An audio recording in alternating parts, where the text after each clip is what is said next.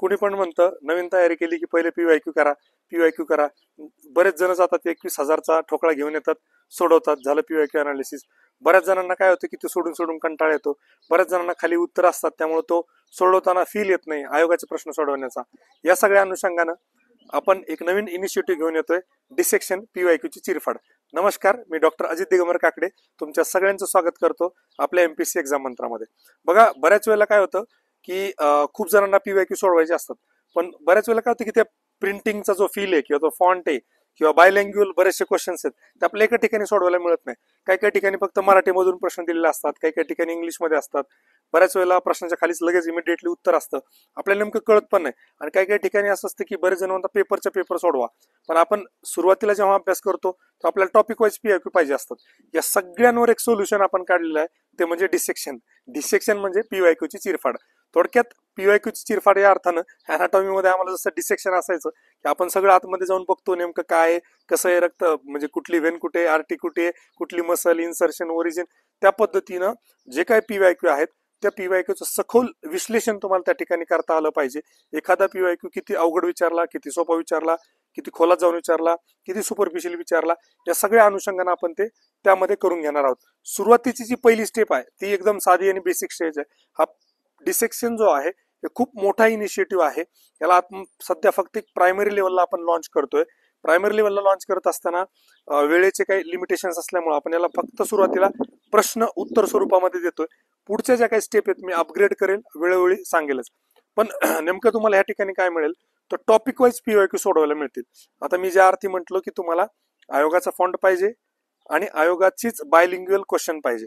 या दोन्ही गोष्टी एका ठिकाणी तेव्हाच येऊ शकतात जेव्हा आयोगाचे जे काय पीडीएफ वेबसाईटवर अवेलेबल आहेत त्यातले प्रश्न आपल्याला सोडवता आले पाहिजे. पण त्यातले प्रश्न सोडवायचे, पण तो आपलं उत्तर कुठलं आहे, नेमकं आपण कुठलं मार्क केलं याचा फील येत नाही.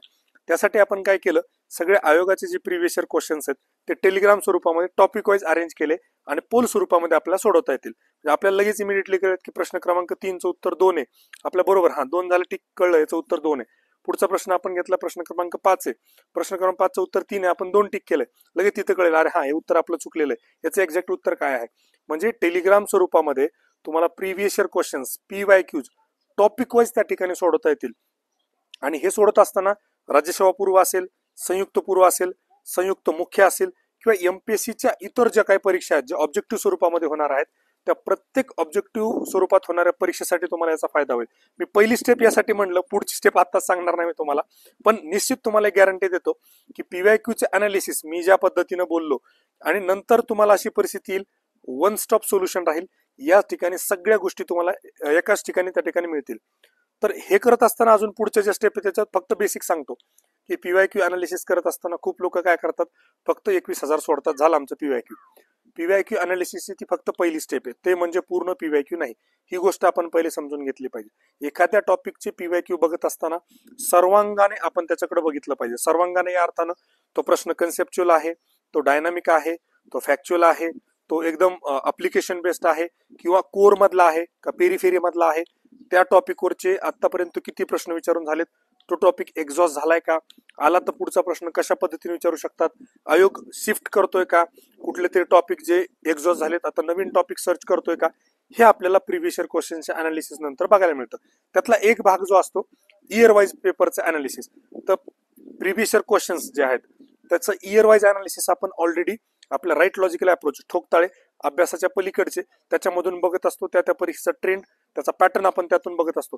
याच्यामध्ये मात्र आपण टॉपिक वाईज प्रश्न बघूयात, जेणेकरून समजा तुम्ही एखादा प्लांट क्लासिफिकेशन किंवा अॅनिमल क्लासिफिकेशन अभ्यासाला घेतला, तुम्हाला त्यावरचे आतापर्यंत आले वेगळ्या परीक्षेतले राज्यसेवा पूर्वमध्ये आलेले प्रश्न असतील, संयुक्तच्या पूर्वमध्ये आलेले प्रश्न असतील किंवा संयुक्तच्या मुख्यमध्ये प्रश्न आलेले असतील किंवा इतर कुठली टेक्निकल एखादी प्रिलिम्स असेल, फॉरेस्ट असेल, ॲग्री असेल, इंजिनिअरिंग, कुठल्या एखाद्या टेक्निकल प्रिलिम्समध्ये जीएसचे प्रश्न एमपीएससीने जर घेतले असतील ते प्रश्न पण आपण एका ठिकाणी आणू, जेणेकरून तुम्हाला प्लांट आणि अॅनिमल क्लासिफिकेशन करत असताना एमपीएससीची जी काही डिमांड आहे त्या टॉपिकची ती तुम्हाला एका ठिकाणी मिळेल. आणि हे अवघं सगळं जे देतोय आपण फक्त 99 रुपयामध्ये त्याची व्हॅलिडिटी लाईफ टाईम देतोय. एकदा तुम्ही 99 रुपयाला ते सबस्क्राईब केलं की तुम्हाला तिथून पुढं जे काही प्रश्न त्याच्यामध्ये ऍड होत राहतील ते सगळे तुम्हाला तिथे अवेलेबल मिळतील. 1 मार्च पासून आपण फक्त इथे सध्या काय करतोय की सुरुवातीच्या टप्प्यात म्हणजे सायन्सनं आपण सुरुवात करतोय. आपली जी ओटीपीची बॅच आहे OTP मेन्स संयुक्त मुख्य परीक्षा, तर त्या मुख्य परीक्षेच्या शेड्यूलला आपण अलाइन करतोय.